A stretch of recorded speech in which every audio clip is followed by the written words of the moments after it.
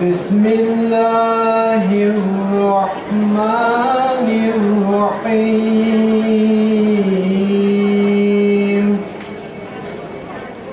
قل هو الله أحد الله الصمد لم يلد ولم يولد ولم يكن له كفوا أحد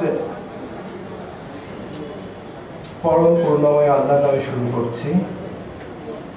আল্লাহ তাআলা ইরশাদ করেন, আপনি বলুন আল্লাহ এক। আল্লাহ সুবহানাহু ওয়া তাআলা অমুখাপেক্ষী, তার কোনো শরীক নাই। আল্লাহ তাআলা আরো ইরশাদ করেন, আপনি বলুন যে তিনি কারো সন্তান নন, কেউ তার সন্তান নন।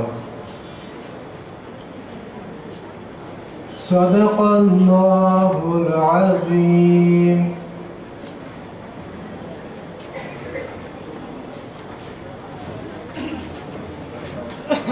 ধন্যবাদ সুললিত কণ্ঠে কোরআন থেকে তেলাওয়াত পরিবেশন করবার জন্য। আমাদের অনুষ্ঠান চলছিল আলোচনা সভা সাংস্কৃতিক অনুষ্ঠান 2015। এই পর্যায়ে শুভেচ্ছা বক্তব্য দেওয়ার জন্য অনুরোধ জানাচ্ছি প্রফেসর এনায়েত হোসেন মিয়া, সম্মানিত treasurer UBT.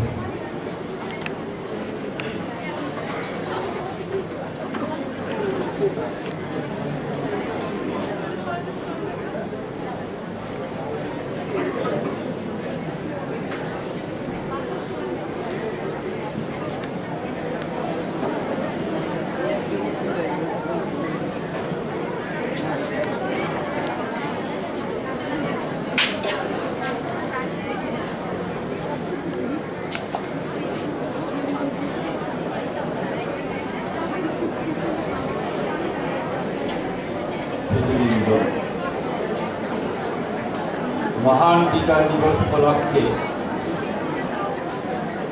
UBT cultural club কর্তৃক আয়োজিত আলোচনা সভা ও সাংস্কৃতিক অনুষ্ঠানে সভার সভাপতি ইউবিটির vice chancellor professor Abu Saleh, অনুষ্ঠানের বিশেষ অতিথি বিউবিটি ট্রাস্টের সম্মানিত chairman professor doctor Shafiq Ahmed Siddique, বিউবিটি ট্রাস্টের সম্মানিত সদস্যগণ, উপস্থিত বিভিন্ন অনুষদের ডিন এবং শিক্ষক শিক্ষিকাবৃন্দ,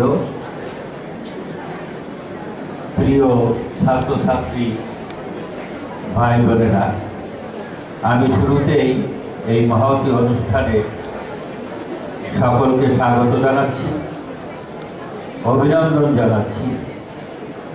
এখানে কষ্ট করে এসে এই আলোচনা সভায় যোগদানের জন্য এবং সাংস্কৃতিক অনুষ্ঠান উপভোগ করার জন্য।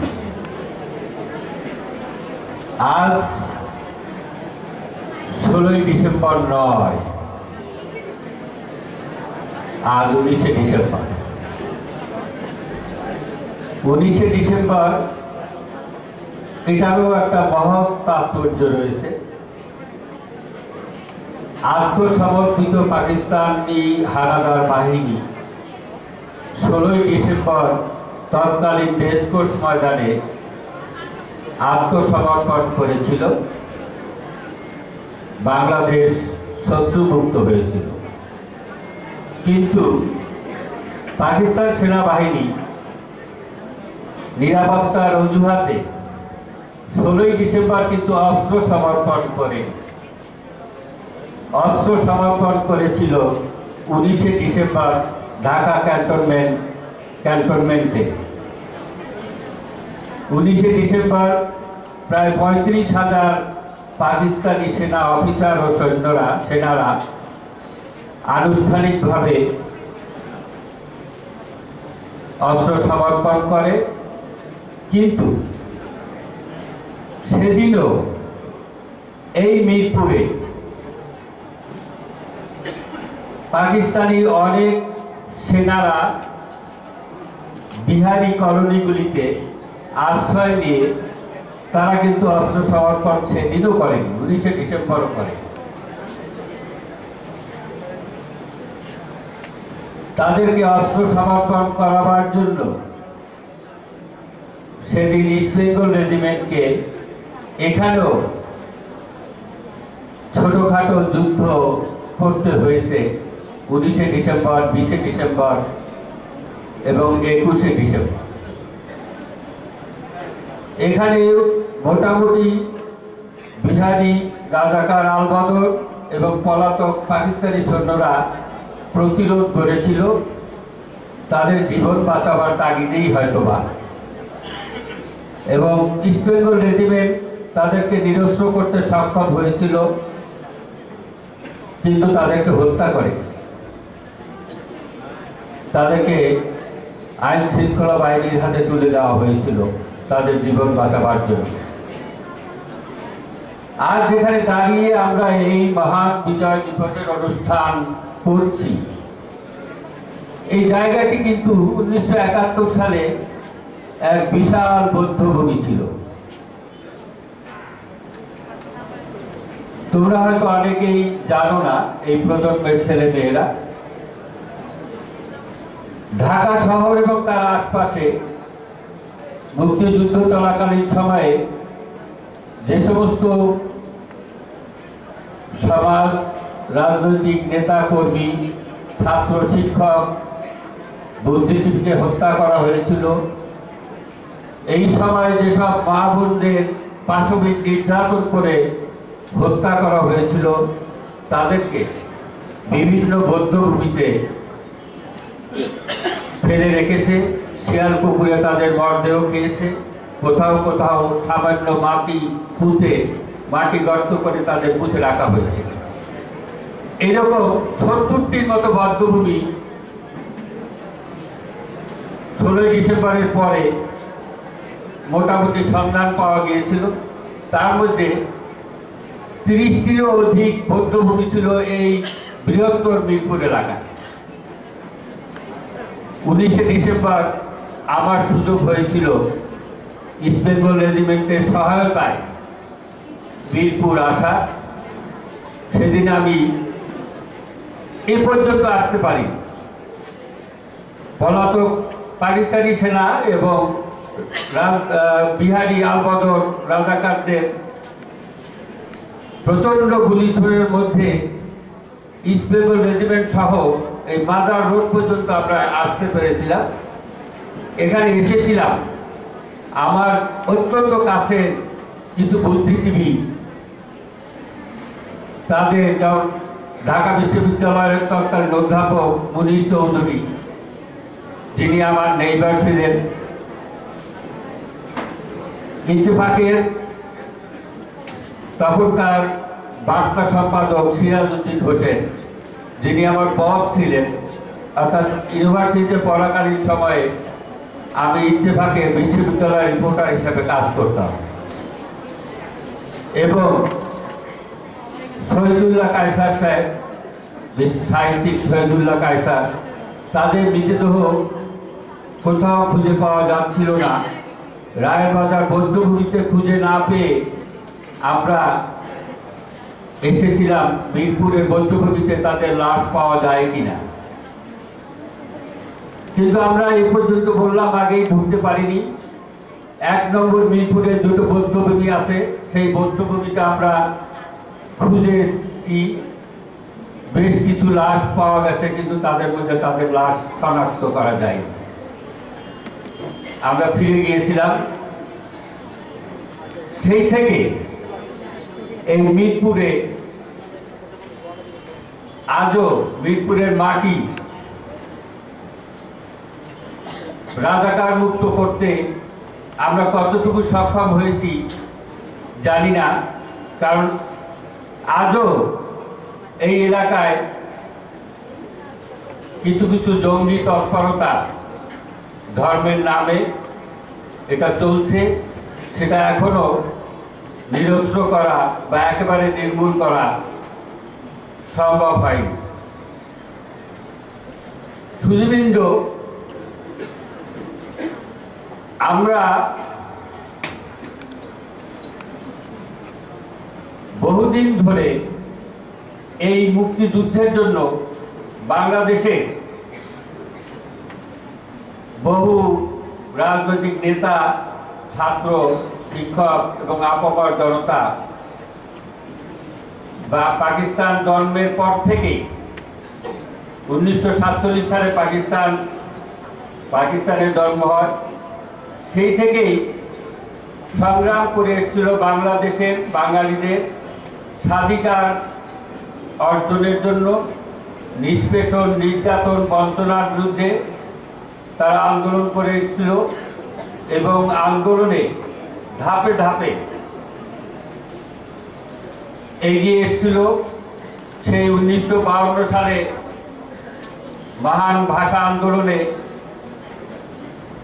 বাঙালিরা বুকের রক্ত ঝরে দিয়ে মায়ের ভাষা বাংলা ভাষাকে প্রতিষ্ঠিত করেছিল।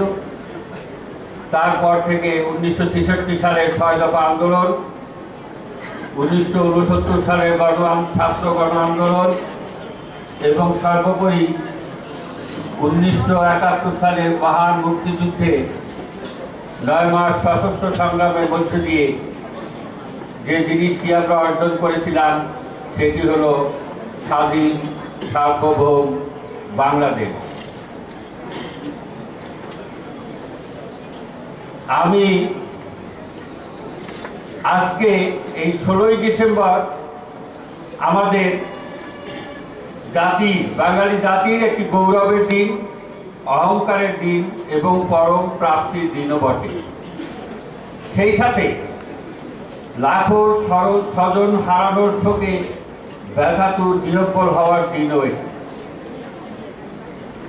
গৌরবের বাঁধ ভাঙা আনন্দের সময় সমগ্র জাতির সাথে সশ্রদ্ধ চিত্তে আমি স্মরণ করছি স্বাধীনতা সংগ্রাম ও মুক্তিযুদ্ধে প্রাণ উৎসর্গ করা বীর বাঙালিদের এবং সর্বোপরি সেই মহাবীর, 1000 বছরের শ্রেষ্ঠ বাঙালি, জাতির জনক বঙ্গবন্ধু শেখ মুজিবুর রহমানের প্রতি, যিনি শোষণ বঞ্চনার বিরুদ্ধে আমৃত্যু সংগ্রাম করেছেন, বাঙালি জাতীয়তাবোধের উন্মেষ ঘটিয়েছেন, বাঙালি জাতিকে ঐক্যবদ্ধ করেছেন এবং সকল ষড়যন্ত্রের বিরুদ্ধে রুখে দাঁড়াতে শিখিয়েছেন।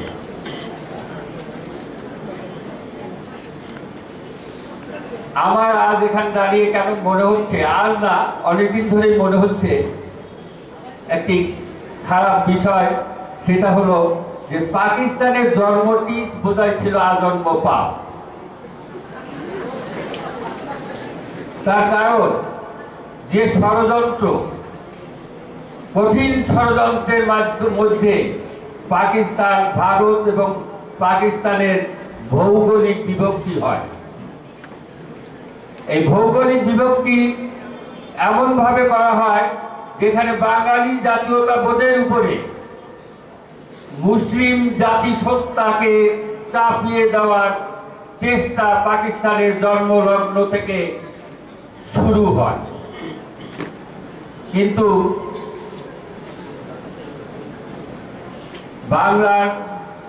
বাঙালিরা এই বঞ্চনার বিরুদ্ধে, এই সন্ত্রাস ষড়যন্ত্রের বিরুদ্ধে, এই শোষণ, নিপীড়ন এবং বঞ্চনার বিরুদ্ধে আস্তে আস্তে ফুঁসে উঠল এবং তারা গর্জে উঠল, তারা সংগ্রামী হলো, বাংলা ভাষাকে প্রতিষ্ঠিত করলো, সেই সাথে একটা মহান দেশের, স্বাধীন সার্বভৌম দেশের মুক্তিযুদ্ধ করে সৃষ্টি করলো।